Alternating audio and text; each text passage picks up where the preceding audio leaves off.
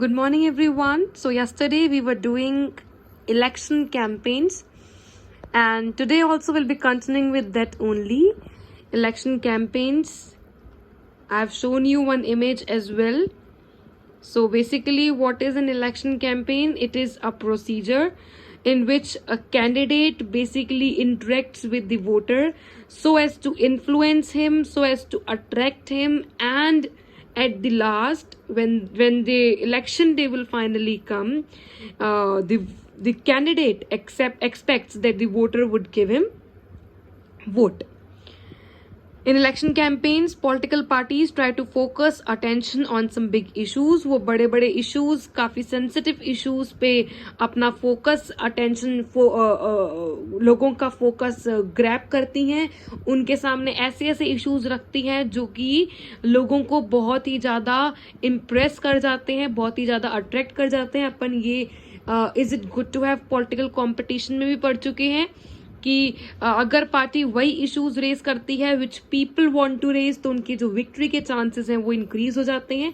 इसीलिए वो कुछ ऐसे सेंसिटिव और बहुत ही बड़े इश्यूज उठाती हैं जिससे कि उनकी तरफ लोगों का अट्रैक्शन हो, वोटर्स अट्रैक्ट हो और फाइनली इलेक्शन डे पर वो उनको वोट दें.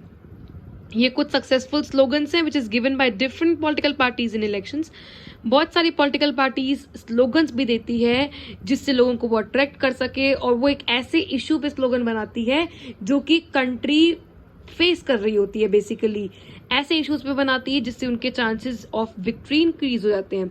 जैसे पार्टी फर्स्ट की बात करें, कांग्रेस ने कौन स्लोगन दिया था? गरीबी हटाओ, मतलब रिमूव पॉवर्टी. इन्होंने इलेक्शन ईयर को, लोकसभा इलेक्शन 1971 में इनका प्रॉमिस ये था कि हमारी सारी की सारी पॉलिसीज अब किस तरह से बनेंगी, पॉवर्टी को रिमूव करने के बिहाइंड बनेंगी. क्या उनका सारा मेन फोकस रहेगा किससे न कैसे करके इंडिया में गरीबी को, पॉवर्टी को हटाया जाए. सेकंड, जनता पार्टी का स्लोगन है सेव डेमोक्रेसी. इलेक्शन ईयर है लोकसभा इलेक्शन 1977, जस्ट इसके बाद वाले elections. To restore the civil liberties. Basically Congress party ने 1971 में इंदिरा गांधी जीती थी कांग्रेस की तरफ से, तो उन्होंने इमरजेंसी की सिचुएशन डिक्लेयर कर दी थी, इमरजेंसी कंडीशन डिक्लेयर कर दी थी. तो उस टाइम पर जब इमरजेंसी डिक्लेयर की थी इंदिरा गांधी ने इस ईयर में, 1971 वाले जो इलेक्शन हुए थे 1975 में उन्होंने करा था, उसमें जो इन्होंने इमरजेंसी डिक्लेयर की थी उसमें सारी की सारी सिविल लिबर्टी, सारे हमारे freedom to press, freedom to express opinion, freedom to religion, ये सब कुछ खो दिया गया था.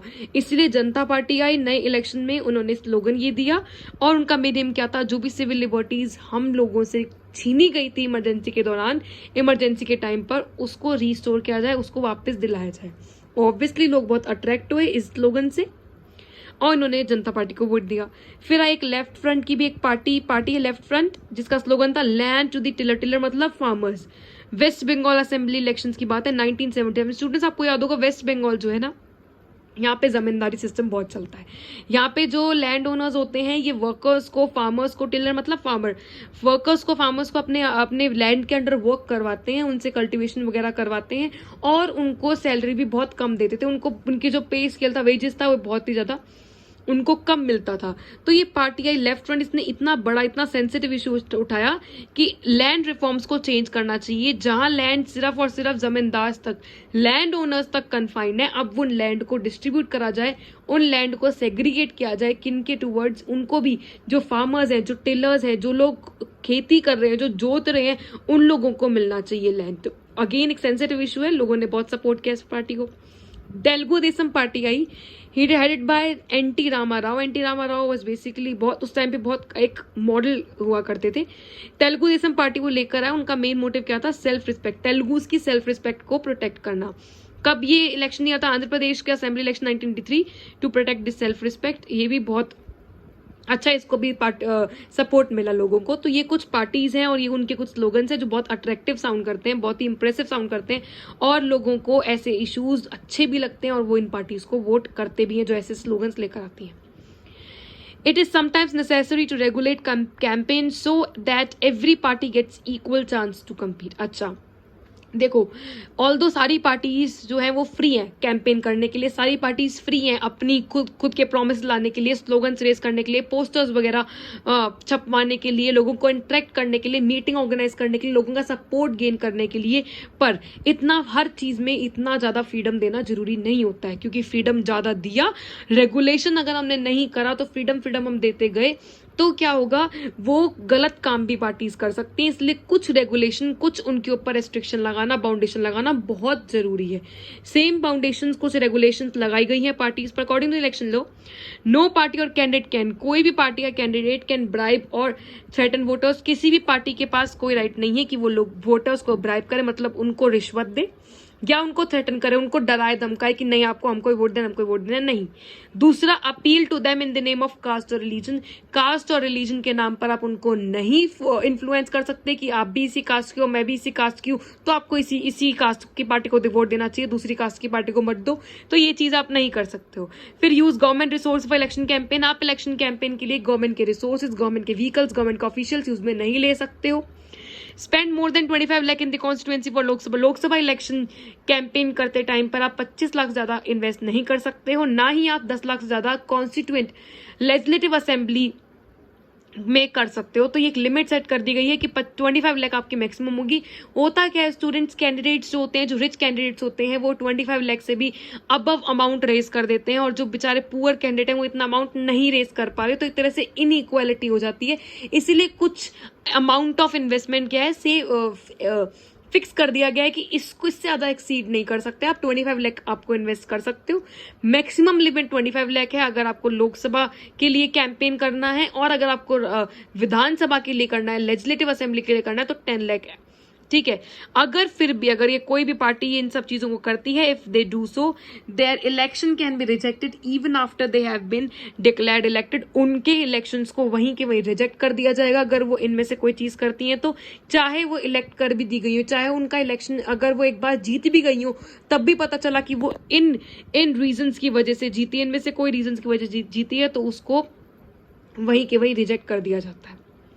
ऑल दी पार्टीज, इसके अलावा all the parties have to follow model code of conduct for election campaign. एक कुछ गाइडलाइन सेट कर रखी हैं, गाइडलाइंस प्रोवाइड कर रखी हैं, बेसिक गाइडलाइंस जो इलेक्शन कमीशन ने प्रोवाइड की हैं, और हर पार्टी को एग्री करना पड़ता है इन गाइडलाइन से। और इस कोड ऑफ कंडक्ट के अकॉर्डिंग नो पार्टी और candidate can use any place of worship for election propaganda. Election के प्रोपेगेंडा या इलेक्शन को जीतने के लिए प्लेस ऑफ वर्शिप मतलब टेम्पल्स, मॉस्क, चर्च, गुरुद्वारा आप ये यूज में नहीं ले सकते। India is a secular state and we can not influence anyone on the basis of religion, on the basis of these places like temples or these kind of things. ठीक है, use government vehicles, aircrafts and officials for elections. आप ये basically existing party के लिए है, जैसे अभी existing party BJP की है, ठीक है, इलेक्शंस होंगे तो बीजेपी एक रूलिंग पार्टी, उसकी गवर्नमेंट है, तो जो बीजेपी है वो कोई भी तरह का गवर्नमेंट व्हीकल या गवर्नमेंट एयरक्राफ्ट या ऑफिशियल्स को यूज में नहीं ले सकती। अगर देखो स्टूडेंट्स वो यूज में लेती है तो एक तरह से क्या है, वो एक इम्पार्शियल बिहेवियर है, क्योंकि अगर वो इनको यूज में लेगी बीजेपी पार्टी, क्योंकि उसकी सत्ता, क्योंकि उसकी सरकार है, तो एक तरह से इम्पार्शियलिटी, सॉरी एक तरह से पार्शियलिटी हो जाएगी दूसरी पार्टीज के साथ, क्योंकि दूसरी पार्टीज को तो चांस नहीं मिला, और अगर आप इनको यूज में लोगे तो आपके जीतने के चांसेस बढ़ेंगे। तो ये नहीं होना चाहिए, हर पार्टी को फेयर चांस मिलना चाहिए, वो रिच हो या पुअर हो, या फिर वो रूलिंग पार्टी हो या नहीं हो, एग्जिस्टिंग पार्टी हो या नहीं हो, हर किसी को मिलना चाहिए। इसलिए एग्जिस्टिंग पार्टी जो रूलिंग पार्टी है उसके पास कोई राइट नहीं है कि वो गवर्नमेंट के रिसोर्सेज को यूज में ले at the time of elections. फिर once elections are announced, ministers shall not lay any foundation stone of any project, take any big policy decisions or make any promises of providing public facilities. ये भी again existing government के लिए ही है students, की existing government जो है एक बार election की डेट अनाउंस कर दी गई कि हाँ इस टाइम पे इलेक्शन कंडक्ट किए जाएंगे, एक बार डेट अनाउंस कर दी गई, उसके बाद कोई भी बड़े प्रोजेक्ट का इनॉग्रेशन नहीं कर सकती है रूलिंग पार्टी। उसके पास 5 साल थे